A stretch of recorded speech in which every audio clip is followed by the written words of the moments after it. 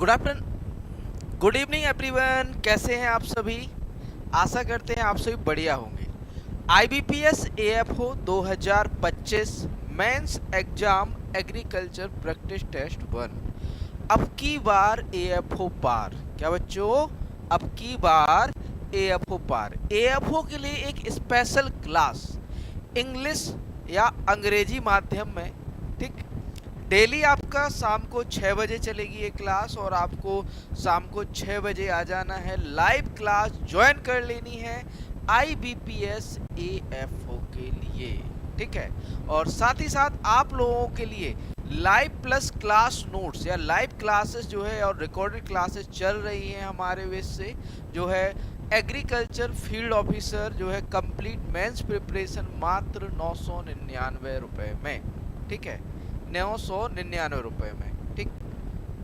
और साथ ही साथ एग्रीकल्चर डेली करंट अफेयर और आपका करंट अफेयर जो कि एग्रीकल्चर ज़्यादातर पूछा जा रहा है आपका 149 में। और प्री के लिए, प्री प्लस मेंस के लिए प्री का फुल एग्जाम या फिर कहें प्री एग्जाम के लिए फुल लेंथ टेस्ट सीरीज, जिसमें आपको 50 प्री के टेस्ट मिलने वाले हैं और 50 टेस्ट आप प्रैक्टिस कर लोगे ना तो प्री का आपका यू निकल जाएगा, प्री, है ना। ये 199 में है, आपका 3 मंथ के लिए वैलिड रहने वाला है ये, ठीक है। और साथ ही साथ पहले क्वेश्चन से शुरुआत करते हैं। आज का पहला क्वेश्चन है इंग्लिश माध्यम में या अंग्रेजी माध्यम में, इंग्लिश मीडियम में फर्स्ट क्लास है ये IBPS AFO के लिए, है ना। तो पहला क्वेश्चन है बच्चों, what is the minimum permissible genetic purity for certified seed. Certified seed के लिए या प्रमाणित बीज के लिए जो जेनेटिक प्योरिटी होनी चाहिए या अनुवांशिक जो शुद्धता होती है वह कितने परसेंट होती है? 95%, 96% या 96%, 98, 99 या 99.5%। तो बच्चों आपका जो सर्टिफाइड सीड होता है इसकी जो प्योरिटी होती है वो 99% होती है। कितनी होती है बच्चों? 99%, ठीक।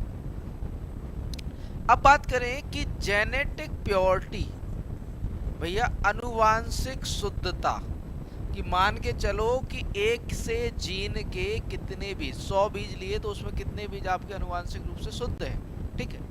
जेनेटिक प्योरिटी या अनुवांशिक शुद्धता होगी वो, है ना। अब देखो ब्रीडर सीड की बात करें, ब्रीडर सीड की जो जेनेटिक प्योरिटी होती है या अनुवांशिक शुद्धता होती है वो 100% होती है, ठीक। जो आपका फाउंडेशन सीड होता है, आधार बीज होता है, फाउंडेशन सीड होता है, इसकी जो जेनेटिक प्योरिटी होती है 99.5% होती है, ठीक है। और आपका जो सर्टिफाइड सीड होता है उसकी कितनी होती है जेनेटिक प्योरिटी? आपकी 99% होती है, ठीक। आगे बढ़ते हैं अगले प्रश्न की ओर। आगे प्रश्न पर बढ़ने से पहले थोड़ा सा हमने यहाँ पर आप लोगों के लिए क्लासिफाई करके रखा है कि जेनेटिक एंड फिजिकल प्योरिटी, आपकी जो अनुवांशिक व भौतिक शुद्धता है बीजों की, ठीक। तो टाइप्स ऑफ सीड दिया गया है, यहाँ पर आपको जेनेटिक प्योरिटी दी गई है और फिजिकल प्योरिटी दी गई है, ठीक। तो आपका जो ब्रीडर सीड होता है इसकी 100% होती है, फिजिकल प्योरिटी भी 100% होती है। फाउंडेशन सीड होता है इसकी 100% होती है और फिजिकल प्योरिटी भी 100%। सर्टिफाइड सीड की 99.5% और आपकी फिजिकल प्योरिटी 98 और रजिस्टर्ड सीड की होती है 99%। सॉरी यहाँ पर गलत बता दिया आंसर, यहाँ पर बच्चों आपका 99.5 होगा, ऑप्शन ई होगा। सॉरी बच्चों, यहाँ पर ऑप्शन ई होगा, 99.5% होगा, ठीक। आगे बात करें सीड एंड देयर प्रोजोनी। अभी कभी कभार ये पूछ लेता है कि भैया कौन सा सीड किसकी प्रोजोनी या फिर कहें कौन सा सीड किससे बनता है ना। तो ब्रीडर सीड सीधा आपका जो है प्रोजेनी है किसकी? आपकी न्यूक्लियस सीड की। फाउंडेशन सीड ब्रीडर सीड की प्रोजेनी है और सर्टिफाइड सीड फाउंडेशन सीड की प्रोजेनी है ना।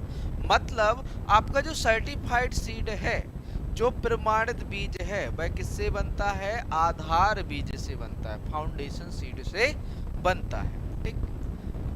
आगे बात करें बच्चों न्यूक्लियस, तो न्यूक्लियस आपका इनिशियल सीड होता है या फिर कहें शुरुआती बीज होता है, जो कि आपका साइंटिस्ट द्वारा या ब्रीडर द्वारा लैब में डेवलप किया गया होता है। देखिए, such seed are the initial seed of an improved variety and are available in limited quantity. यह जो है इम्प्रूव्ड वेराइटी का या इम्प्रूव या आपके जो संवर्धित किस्म है उसका जो है एक इनिशियल सीड या फिर शुरुआती बीज होता है। It is produced directly by the originating plant breeder at research institute. इसको जो है आपका ऑर्गेनेटिंग प्लांट ब्रीडर द्वारा या फिर कहें शुद्ध प्लांट ब्रीडर द्वारा या आपके जो है प्लांट ब्रीडर द्वारा रिसर्च इंस्टीट्यूट पर जो है डेवलप किया जाता है। It has highest genetic purity. इसकी जेनेटिक प्योरिटी क्या होती है? 100%। It does not bear any tag. इससे कोई भी टैगिंग नहीं दी जाती है। किसको? आपकी न्यूक्लियस सीड। आगे बात करें बच्चों, नेक्स्ट है आपका breeder seed. Breeder seed it is a progeny of nucleus seed. यह जो है किसकी संतति है? ब्रीडर सीड की न्यूक्लियस सीड की क्या है? संतति है। ब्रीडर सीड क्या है? न्यूक्लियस सीड की संतति है। न्यूक्लियस सीड की क्या है बच्चों? संतति है ब्रीडर सीड। न्यूक्लियस सीड की क्या है? संतति है। यह क्या करता है? It is produce under strict supervision of plant breeder at research institution. आपका जो है स्ट्रिक्ट या फिर कहें गहरी या फिर कहें आपके जो है स्ट्रिक्ट या फिर कह सकते हैं अनुशासन, है ना, या फिर कहें स्ट्रिक्ट सुपरविजन या आपकी देख रेख में किसके? आपके प्लांट ब्रीडर की रिसर्च स्टेशन पर प्रोड्यूस या बनाया जाता है। Breeder seed is used to produce foundation seed. Breeder seed का उपयोग किसके लिए? आधार बीज या फाउंडेशन सीड के उत्पादन में किया जाता है। ठीक। Genetic and physical purity is almost same to nucleus seed. इसकी जो आपकी जेनेटिक एंड फिजिकल प्योरिटी होती है वो हमेशा 100% या न्यूक्लियस सीड के बराबर होती है। इट हैज गोल्डन येलो या बफ कलर टैग होता है। इसमें गोल्डन येलो कलर का क्या लगा होता है बच्चों? टैग लगा होता है। नेक्स्ट बात करें फाउंडेशन आधार सीड की, इसे मदर सीड भी कहा जाता है। फाउंडेशन सीड को कभी कभार क्या कहा जाता है बच्चों? मदर सीड के नाम से भी इसे जाना जाता है। ठीक। तो यह किसकी प्रोजेनी? इसकी जो प्रोजेनी है या फिर कहें जो फाउंडेशन सीड है इसकी जो संतति होती है, ठीक, प्रोजेनी जो होती है वो ब्रीडर सीड या फिर कहें जो आपका फाउंडेशन सीड होता है या आधार बीज होता है वह ब्रीडर सीड की प्रोजेनी या संतति होती है ना। जो आधार बीज है it is the progeny of breeder seed. यह जो है आपके जो ब्रीडर या प्रजनक बीज है उसकी संतति होता है। Known as a mother seed and it is the source of registered and certified seed. जो आपका प्रमाणित व रजिस्टर्ड या फिर कहें आपका प्रमाणित व पंजीकृत बीज होता है उसका जो है सोर्स होता है या फिर कहें स्रोत होता है। कौन? आपका foundation seed. It is genetically 99.96% pure, however physical purity of 98% permissible. It is mainly produced by national seed corporation. यह मुख्यतः जो है नेशनल सीड कॉर्पोरेशन द्वारा बनाया जाता है या प्रोड्यूस किया जाता है। It is produce on government farm या फिर कहें आपके जो सरकारी फार्म होते हैं at experiment station, agriculture university और on cultivars field under strict supervision of research scientists and expert from state seed certification agencies. White tag is denoted for foundation seed. Foundation seed को कौन बताता है? सफेद colour का tag बताता है। आगे बात करें बच्चों रजिस्टर्ड सीड की, तो it is produce from foundation seed और रजिस्टर्ड सीड। यह जो है रजिस्टर्ड सीड स्वयं से और फाउंडेशन सीड दोनों से बनता है। ठीक। It has satisfactory genetic identity and purity. इसकी जो है सेटिस्फैक्ट्री क्या होती है? आइडेंटिटी और जेनेटिक प्योरिटी होती है। In India it is generally omitted, avoid किया जाता है। Certified seed is produce directly from foundation seed. It has a purple और orange color tag, इसमें registered. फिर आ जाता है certified seed. It is the progeny of either registered seed or foundation seed और certified seed itself. मतलब ये कहें कि registered seed का भी हो सकता है, या फिर आपकी जो है प्रोजेनी किसकी, आपका फाउंडेशन सीड की हो सकती है, या फिर कहें स्वयं से भी ये प्रोड्यूस, या फिर कहें स्वयं से भी बन सकता है. It has a satisfactory genetic identity and purity. It is approved and certified by the state seed certification agency. The bags are denoted by azure blue color tag. इसमें जो tag होता है कैसा होता है, azure blue color. It is available for general distribution to the farmer for commercial crop production. यह normally किसानों को दिया जाता है. आपसे पूछेगा कि किसानों को कौन सा सीड या फिर कहें कौन सा बीज दिया जाता है, तो बच्चों सर्टिफाइड सीड दिया जाता है. अगला क्वेश्चन है, how many season are there for seed certification in India? 1 2 3 4 या there is not such rule. तो भैया 3 सीजन होते हैं. कितने सीजन होते हैं बच्चों? 3 सीजन होते हैं आपके सीड सर्टिफिकेशन के. कौन कौन से बच्चों? खरीफ, रबी, जायद. ये तीनों सीजन ही, खरीफ, रबी और जायद, कौन से बच्चों? जायद. ये तीनों सीजन ही आपके बच्चों कैसे होते हैं? आपके सीड सर्टिफिकेशन के जो है इन इंडिया में आपके जो है सीजन होते हैं. किसमें आपका जो है, या फिर कहें आपके भारत में 3 सीजन होते हैं. किसके लिए? आपके बीज प्रमाणीकरण के, या फिर कहें सीड सर्टिफिकेशन के. ठीक. अगला क्वेश्चन है, what is the minimum isolation distance for certified sorghum hybrid seed production? अब बच्चों यहाँ पर क्या कह रहा है, सोरगम या ज्वार के जो हाइब्रिड या संकर बीज उत्पादन के लिए आपकी जो आइसोलेशन डिस्टेंस है, या फिर कहें आपकी जो दूरी रखी जाती है, आइसोलेशन डिस्टेंस जो रखा जाता है वो कितना रखा जाता है? 50 मीटर, 100 मीटर, 200 या 300 मीटर या 500 मीटर? बताइए भाई कितना रखा जाता है आपका सर्टिफाइड सीड प्रोडक्शन के लिए आपका जो है दूरी? तो भैया सोरगम हाइब्रिड में या फिर कहें आपके ज्वार संकर में हम जो रखते हैं 300 मीटर की दूरी रखते हैं. कितने मीटर की बच्चों? 300 मीटर की दूरी रखी जाती है. ठीक. किसके लिए? हाइब्रिड सीड प्रोडक्शन के लिए. अब भैया अलग अलग जो फसलें हैं उनकी जो है सर्टिफाइड और फाउंडेशन सीड के लिए आइसोलेशन डिस्टेंस, ठीक, आइसोलेशन डिस्टेंस की बात करेंगे, या फिर कहें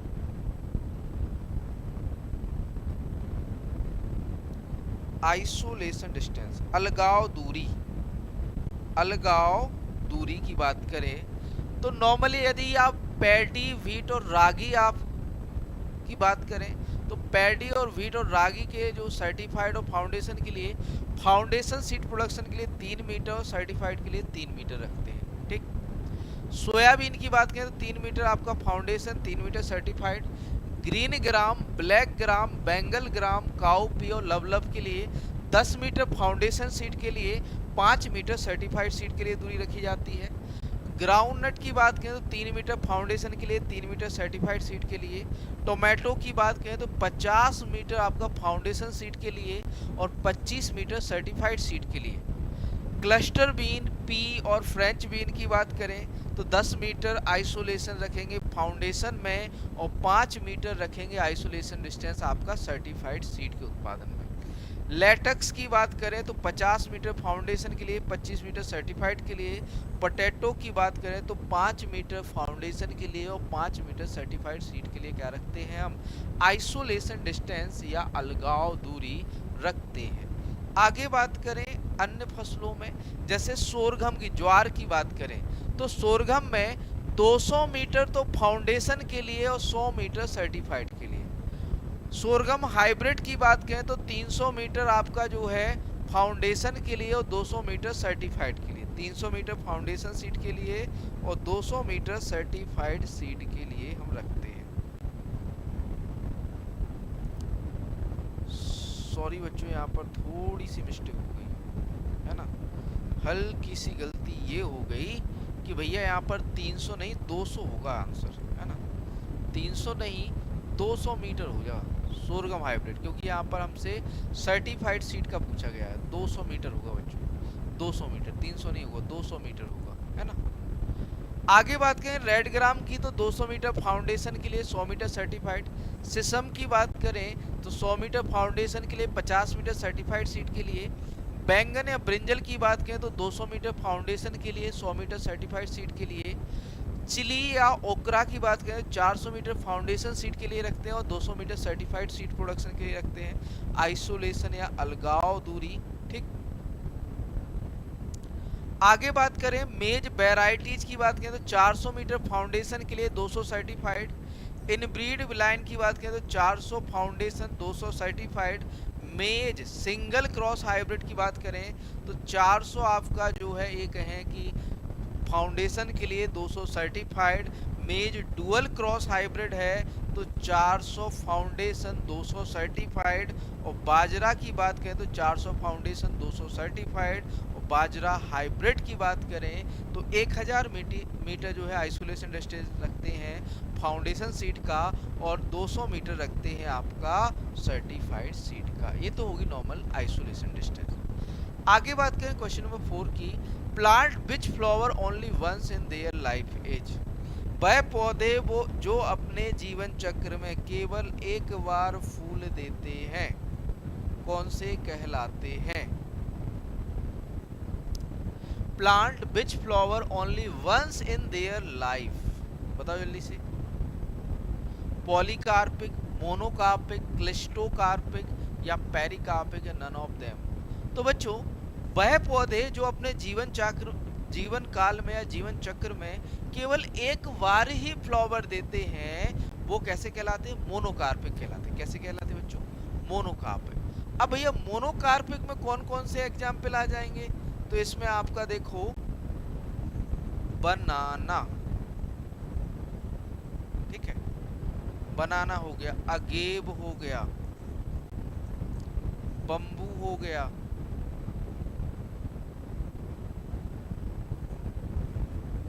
बम्बू। ये कैसे हैं बच्चों, मोनोकार्पिक होते हैं, ठीक। कैसे होते हैं, मोनोकार्पिक होते हैं, ठीक। आगे चलते हैं अगले क्वेश्चन की ओर। यहाँ पर सही आंसर मोनोकार्पिक हो जाता है। अगला क्वेश्चन है, smut of maize is called by Ustilago tritici, Ustilago maydis, Ustilago hordei, Ustilago सैटेरिटिक या अस्टिलेगो और राइजा। तो बच्चों ये तो इजी है, देखो अस्टिलेगो टिटिसी कह रहा है भैया, सीधा लिख लो व्हीट स्मट है ना। अस्टिलेगो मेडिस कह रहा है, कह दो सीधा मक्का का है, मेज स्मट है। तो भैया यही तो पूछा है उसने, मेज स्मट। तो यहाँ पर ऑप्शन बी राइट आंसर हो जाता है। अस्टिलेगो होर्डेई कह रहा है तो भैया कह दो वार्ले स्मट है ना। और राइजा कह रहा है तो राइस स्मट है, ठीक। कंडुआ, कंडुआ रोग बच्चों नॉर्मली आपका बीज या दाने का रोग है ना। ये फफूंद से होता है, किससे होता है, फंगस से होता है। और नॉर्मली आपका जो ग्रेन होते हैं या ग्रेन होते हैं उसके अंदर एक चारकोल लाइक पाउडर या एक चूड़े जैसा पाउडर जो है जमा हो जाता है, जिसे हम स्मट कहते हैं, कंडुआ के नाम से जानते हैं, ठीक है।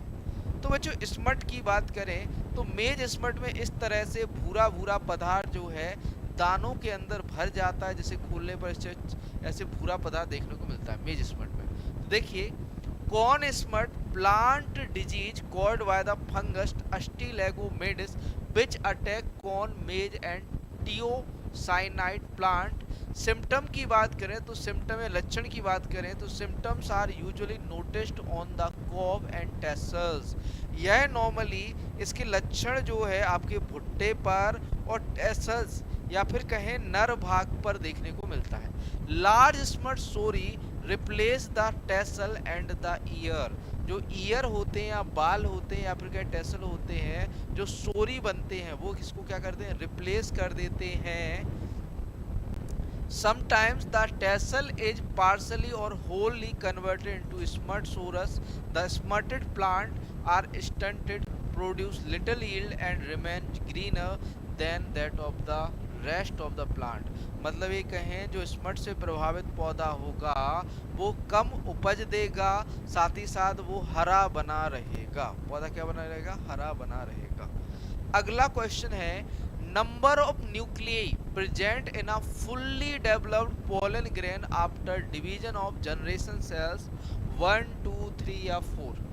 Number of nuclei present in a fully developed pollen grain after division of generative cell 1 2 3 या फिर कहें 4 या 5। बताओ बच्चों कितने जो है आपके न्यूक्लियाई प्रेजेंट होते हैं?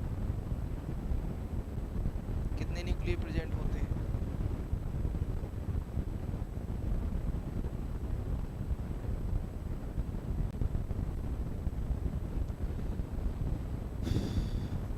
तो बच्चों का बात करें number of nuclei present in a fully developed pollen grain after division of generative cell, तो ये 3 न्यूक्लियाई। कितने बच्चों? 3 न्यूक्लियाई। नॉर्मली आपका जो जब पोलन ग्रेन जो है रिलीज होता है तो दो 2 सेल स्टेज होती है, या फिर कहें 2 सेल जो है स्टेज होती है इन एंजियोस्पर्म, और यह 2 cell are generative and vegetative cell. यह जो है आपकी जनरेटिव और वेजिटेटिव सेल होती हैं, और इसमें से जो जनरेटिव सेल होती है उसमें आपकी 3 पोलन न्यूक्लियाई होते हैं। ठीक, कितने होते हैं? 3 पॉली न्यूक्लियाई होती है। ठीक, आगे बढ़ते हैं अगले क्वेश्चन की ओर। अगला क्वेश्चन है, the price support scheme under PM AASHA Annadata Aay संरक्षण अभियान। पीएम आशा को अन्नदाता आय संरक्षण अभियान के नाम से भी जानते हैं। ठीक, cover which of the following crop? Pulses oil seed and rice, pulses oil seed and copra, rice wheat and sugar cane, all horticulture crop, fruit and vegetable. भैया आपकी जो प्राइस सपोर्ट स्कीम है पीएसएस है, PM Aasha के अंतर्गत क्या क्या cover होता है? बताओ जल्दी से, कौन कौन से कंपोनेंट आते हैं इसमें? तो बच्चों जो प्राइस सपोर्ट स्कीम है पीएम आशा का एक कंपोनेंट है, प्रधानमंत्री अन्नदाता आय संरक्षण अभियान का एक कंपोनेंट है। इसमें कवर जो होता है बच्चों वो होता है pulses oil seed and copra. Pulses oil seed and copra cover की जाती है। ठीक, ये किसका? पीएम आशा, प्रधानमंत्री आय अन्नदाता आय संरक्षण की बात करें तो पीएम आशा अन्नदाता आय संरक्षण अभियान, तो एम क्या है? To improve minimum support price, या फिर कहें अश्योरेंस टू फार्मर्स। आपका जो ये कहें कि इम्प्रूव करना या न्यूनतम समर्थन मूल्य की अश्योरेंस, या फिर कहें आपकी पुष्टि देना, या फिर कहें आपका जो है 100% गारंटी देना, क्या करना? प्रोवाइड करने की MSP. The same is part of the union government's commitment in the 2018 union budget to pay farmers a fair price for the produce. उचित जो है मूल्य देने के लिए जो है 2018 में यूनियन बजट द्वारा जो है कमेटी या फिर कहें शुरू किया गया था, लॉन्च हुआ था सितंबर 2018 में, प्रधानमंत्री अन्नदाता आय संरक्षण अभियान। ऑब्जेक्टिव है, उद्देश्य की बात करें तो ensure fair price for farmer, उचित मूल्य फार्मर या किसानों के लिए उचित मूल्य की व्यवस्था करना, and their products by strengthening the procurement process. आपके जो प्रोक्योरमेंट या फिर कहें खरीदारी की जो प्रोसेस है उसमें जो है जटिलता लाकर या फिर कहें आपके स्ट्रेंथ या उसको मजबूत करके। To improve the physical procurement of pulses oil seed and copra, physical procurement या फिर कहें आपको भौतिक रूप से खरीदारी किसकी? आपकी पल्सेस की, ऑयल सीड एंड कोपरा की। To fill gap in the MSP minimum support price to significant increase the farmers income. जो भी आपके जो गैप है या फिर कहें जो आपकी दूरियां हैं एमएसपी में उसको कम करना या उसको फिल करके जो है एमएसपी फार्मर्स की इनकम को बढ़ाना। कंपोनेंट की बात करें तो पहला है price support scheme, physical procurement of pulses oil seed and copra will be done वाई एंड एफसीआई। जो है एफसीआई द्वारा आपका जो है पल्सेस ऑयल सीड और कोपरा का फिजिकल जो है आपका क्या प्रोक्योरमेंट है खरीदारी। The government will procure 25% of the marketable surplus of farmer for eligible crops. यह जो आपकी जो एलिजिबल या फिर कहें जो जो आपकी एलिजिबल क्रॉप है ना, उनको जो मार्केटेबल सरप्लस क्या होता है, जो बेचने योग्य है ना, जो बेचने योग्य मार्केटेबल, जो मार्केटेबल सरप्लस है जो बेचने योग्य है, ठीक, उसका 25% जो है गवर्नमेंट क्या करेगी, आपका एलिजिबल या फिर कहें योग्य किसानों का खरीदेगी, ठीक। प्राइस डेफिशिएंसी पेमेंट स्कीम पीडीपीएस क्या है, cover all oil seed direct payment of the difference between the MSP and the selling price will be made to pre-registered farmer selling their produce in the notified market yard. There will be no physical procurement of the crop. तो भैया इसमें आपका direct payment मिलता है different, जो कि आपका क्या होता है डिफरेंट किसके बीच, आपका एमएसपी और सेलिंग प्राइस के बीच सीधा खाते में जो है प्राइस जाता है, ठीक। टू प्री रजिस्टर्ड फार्मर, जो पहले से रजिस्टर्ड फार्मर है, selling their produce in the notified market yard, जो पहले से यार्ड में अपना जो है ये कहें कि अनाज बेच रहे हैं। These will be no physical procurement of crop, इसमें फिजिकल या भौतिक प्रोक्योरमेंट या खरीदारी नहीं होती।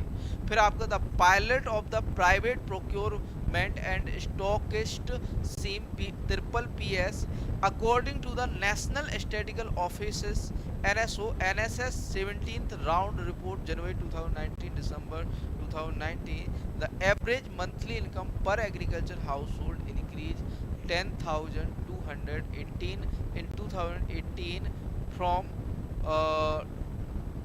66,426 in 2012 and 13। आगे बात करें अगला question, the PMGSY 4th SEAM aim to provide how many kilometer of all weather road connectivity, या जो कि आपकी प्रधानमंत्री ग्रामीण सड़क योजना है, या कितने किलोमीटर है जो आपका फेज 4 है या फिर कहें चौथा चरण है, उसमें कितने किलोमीटर जो है सड़क को कवर करने का जो है लक्ष्य रखा गया, 50,000 किलोमीटर, 55,000 किलोमीटर या 60,000 किलोमीटर, या फिर कहें 62,500 किलोमीटर या 7,000 किलोमीटर, कितने किलोमीटर का, या सॉरी 70,000 किलोमीटर, कितने हजार किलोमीटर का लक्ष्य रखा गया है। तो भैया PMGSY जो आपका प्रधानमंत्री ग्रामीण सड़क योजना है, इसके तहत 62,500 किलोमीटर, कितना 62,500 किलोमीटर की रोड कनेक्टिविटी का जो है लक्ष्य रखा गया है प्रधानमंत्री सड़क योजना के तहत। आगे बात करें अगला क्वेश्चन है, which process share the same pathway as glycolysis but in opposite direction. भैया ये प्रोसेस जो है ग्लाइकोलाइसिस जैसी होती है लेकिन अपोजिट डायरेक्शन में होती है। ग्लाइकोजेनेसिस कहलाती है, ग्लूकोनियोजेनेसिस कहलाती है, ग्लाइकोजेनोलाइसिस कहलाती है, HMP शंट कहलाती है, क्रेब्स साइकिल कहलाता है। क्या कहलाता है, क्या कहोगे इसे बच्चों, A, B, C या फिर D, क्या होगा राइट आंसर?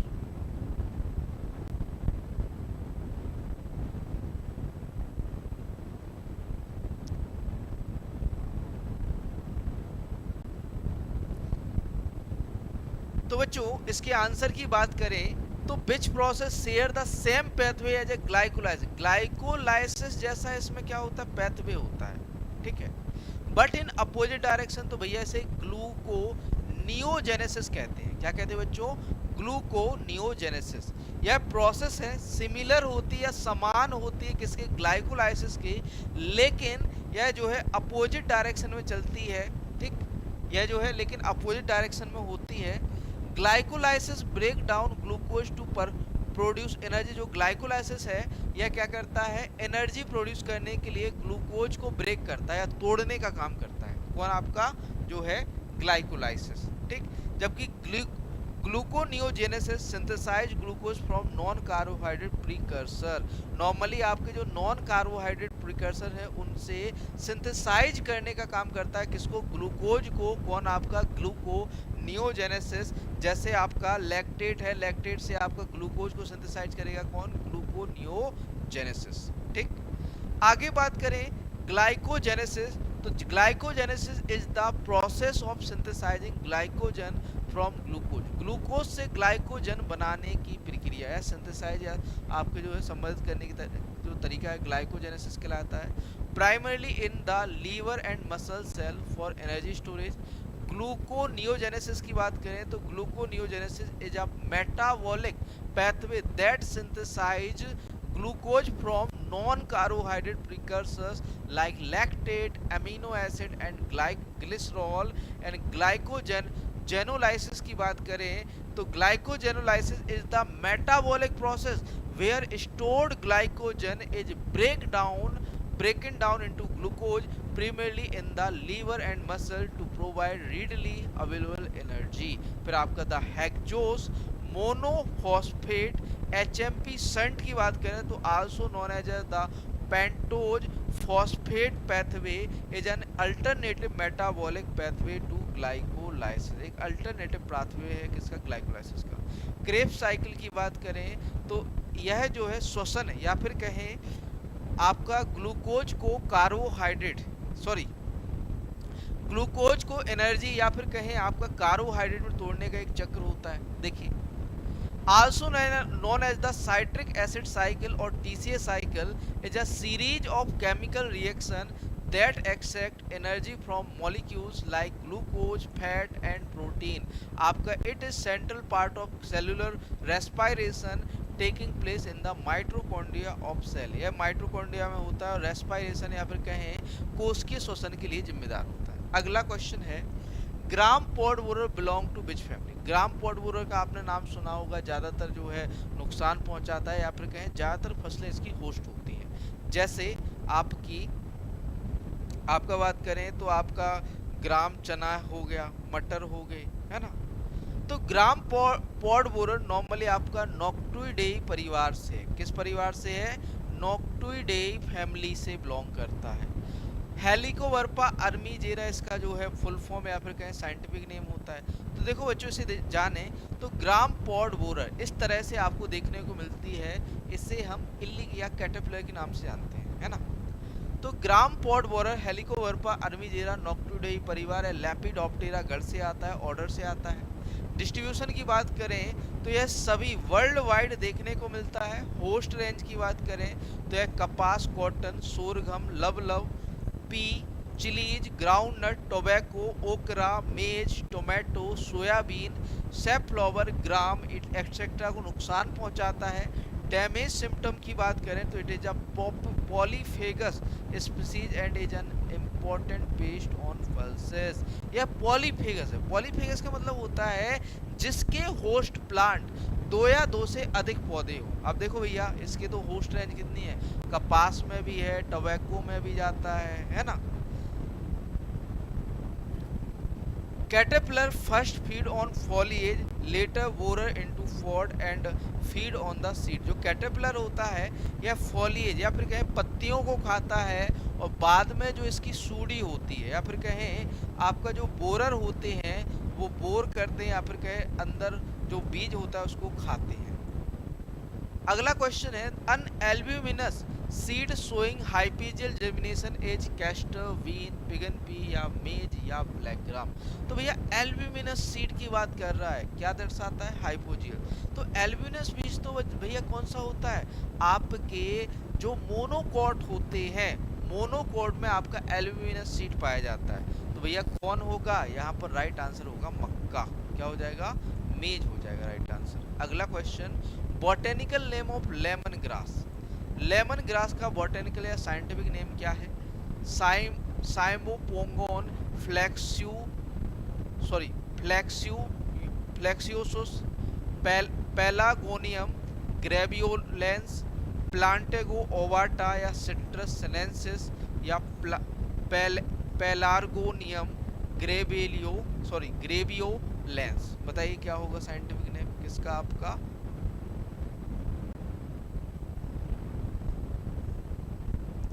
लेमन ग्रास का।